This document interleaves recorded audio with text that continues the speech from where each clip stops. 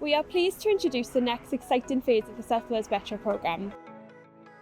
From June, our timetable and some of our routes will be changing, so it's really important that you check before you travel. Here are some of those major changes. We'll be increasing the frequency of trains on the Rhymney line.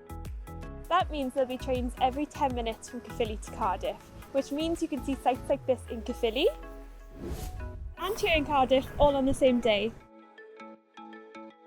We'll be running 8 trains an hour from Pontypridd into Cardiff, all of which will stop at Forest Estate Station. We will also be introducing a new service that runs directly from Pontypridd to Cardiff Bay, meaning you no longer need to change at Cardiff Queen Street. Aberdare line services will now travel into Cardiff via the City line, stopping at each City line station and then travelling onwards to Cardiff Central.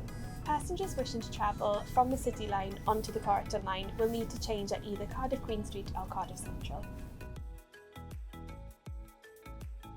We're making all these changes so we can introduce our brand new electric trains onto the network. The June timetable change may mean that you now need to change trains, whereas you previously didn't need to.